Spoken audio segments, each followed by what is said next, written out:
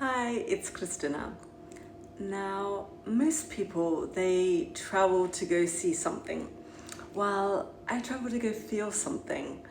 And I think if you've clicked on this video, you probably feel the same way too. So I'm really interested in that space where travel meets meaning, where place meets story and physical terrain meets soul. I'm also really drawn to those moments when our landscape, it doesn't just sit there as scenery, but somehow it reflects something of my own life back to me. It's as if the world is not an object, but it becomes a presence. It's alive, it's aware, it's responsive. Now, some places don't just sit there passively. It actually feels that they're directly addressing you. Whether it's a cliff or a ruin or a temple or a coastline, it's like they're asking you to lean in, asking for your attention. Not in a literal, the rocks are talking to me sense, though sometimes it can feel close to that. But I mean more in the way the world becomes ensouled, symbolic, and saturated with meaning. And I feel then that's where travel becomes a joy, because it becomes a dialogue. The outer landscape is speaking to the inner one, and the place then reveals something of itself to you that resonates with you, and then you just answer there by being your presence. So mythic travel to me really begins with this assumption that the world is not mute. It's expressive, it's communicative, it's imaginal. And when you slow down, and I mean your mind, as well as your pace, you can feel yourself being personally addressed. But why do so few people get to experience this? Well, I think it's because we're so used to thinking of travel as movement on a map. And that means new cities, new foods, new photos, but mythic travel is less about where you go and more about what the stories associated with the place, what those stories are doing to you. How are they shaping your inner life or shifting something in your orientation externally or internally, or your imagination or your sense of belonging? It's not about collecting destinations for a social media haul. It's about allowing the archetypal intelligence of a landscape to touch something deeper in you. So in that sense, every journey, and now I'm saying even a walk through your own neighborhood can be a journey, can then be initiatory. It's not not as an escape from life, but a re-entry into it at a far more deeper and profound level. It's a chance to step out of the flatness of routine and into a world where meaning really is alive again. So the stories are moving through the places, and then the places are moving through the story of you. Because some places really do open and awaken something in the psyche. Some cities can feel like teachers, and sometimes ancient ruins can feel like mirrors. Walking through an archaeological site can feel sometimes strangely uncanny, because it's like, oh wow, here I am walking through my own interior terrain, and you see the parts of you that have risen and flourished and collapsed and maybe are quietly preparing to rise again, but in a new form. So when I'm speaking about mythic travel, I'm not talking about solely placing a story on top of a destination. I'm talking about recognizing that beneath our itineraries and our hotel bookings and flight delays and Instagram posts and all of that, there's already a story unfolding within a larger framework of time. Because myth is not entertainment from a vanished world.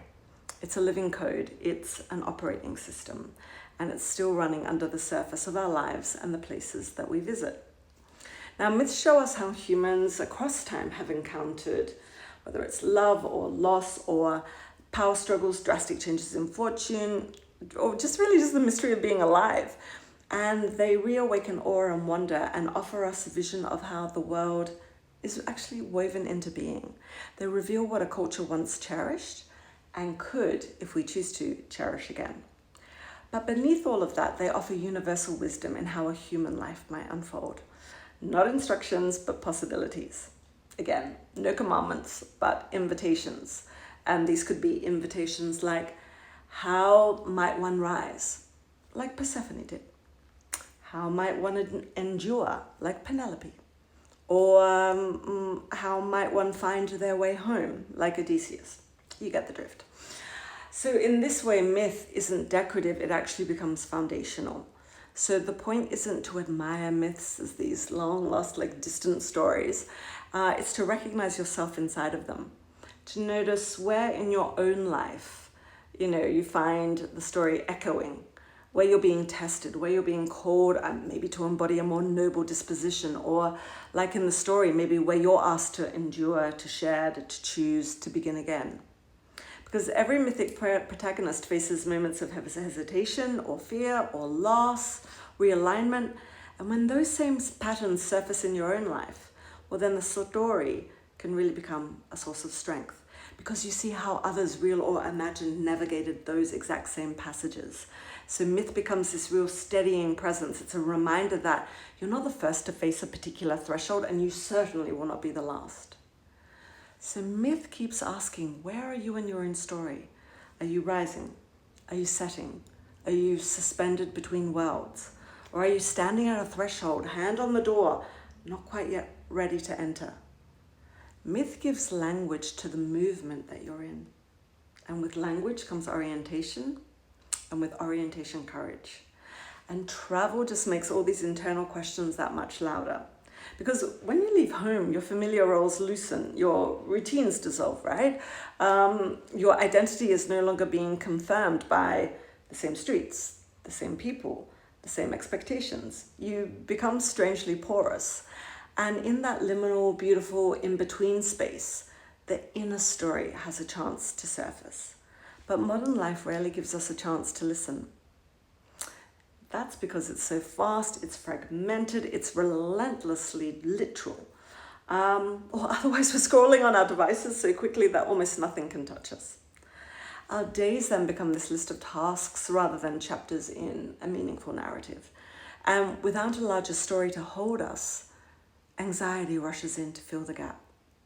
So myth offers a psychological cradle for our lived experiences, because symbolic stories connect us to something far greater than our immediate to-do list and the current crisis that we might find ourselves in.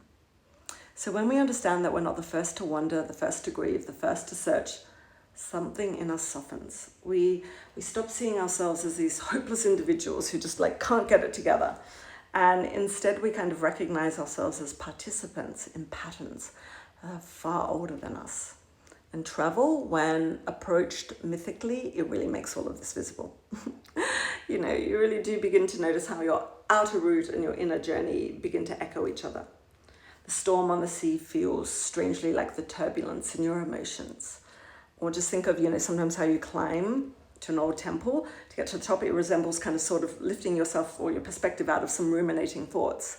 So this isn't about forcing metaphorical stories onto everything though, but it's about letting the world regain its symbolic and poetic dimension and viewing landscapes not solely as backdrops, but as dialogues.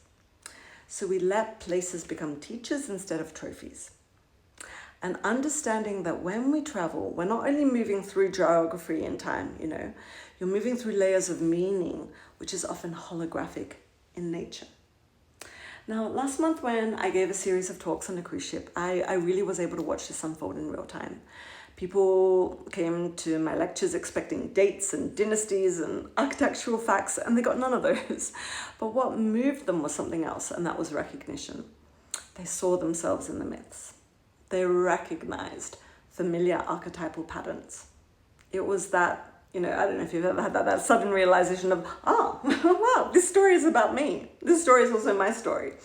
So whether it's the volcanic destruction and rebirth of an island suddenly feeling like their divorce, or like a career that collapsed and forced them to rebuild, or whether it's a long sea journey home, they go, oh, this isn't just about ancient sailors. It's speaking to the part of me that for years has been trying to come back to myself after being knocked off course. And in those moments, history stopped being distant and the myths stopped being abstract. The ruins, the voyages, the odysseys, they were no longer just stones and stories. People weren't learning about places or experiences. They were seeing their own lives echoed back and reflected to them. And that is the heart of mythic travel, because it restores dignity and context to the experience. It says, your life is not random. It's patterned, it's symbolic, and it's far more archetypal than you ever expected. You're not simply going on holiday. You are, whether you know it or not, moving through initiatory thresholds. And initiation, it doesn't always look dramatic. Sometimes it can really just be as simple as standing on a cliff and realizing I can't be living the way I've been living.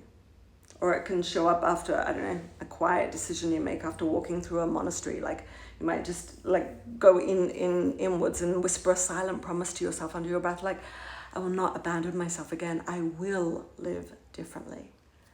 So travel gives the physical movement, while myth gives the language to understand what the movement is doing to us. And that's why Know Thyself was carved into the entrance of the Delphic sanctuary. It was there for a reason, right? It is both an instruction and also an ordeal. Who am I and who can I become? And traveling with a symbolic and mythic I, archetypal I too, takes these questions out of the purely psychological realm, and it lets the world collaborate with them too. And you yourself start to notice which places undo you, which places steady you, the ones you never want to leave, and the places which you can't bear to stand one more day in at all. And in a time without a unifying meta story, this all matters. Because when we feel like we no longer know what our lives are for, or when the future feels just so extremely uncertain and the pace of change is just incredibly overwhelming, myth and travel can offer orientation. Now, myth is not going to hand you a neat set of instructions. It's not going to say, go to this specific spot, feel this exact emotion, and then you'll be right as rain. It offers something far more subtle and far more powerful, a sense that you're part of a larger unfolding. It's a map not of certainty, but of remembrance, a quiet assurance that others have walked paths like yours and survived. Now, one of the poems that really captures this for me is C.P. Cavafy's Ithaca. As you set out for Ithaca, hope your road is a long one, full of adventure, full of discovery.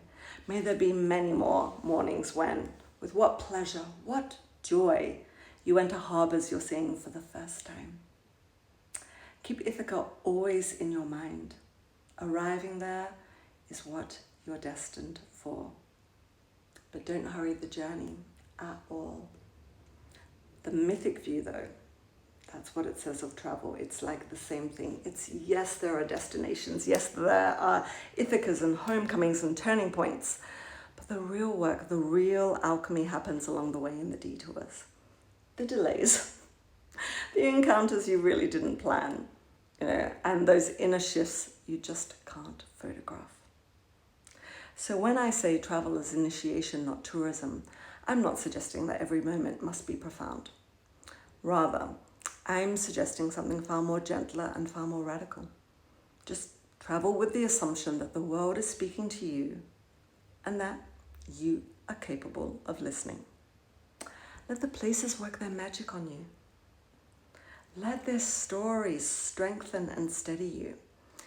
Let your journeys become chapters in a meaningful life.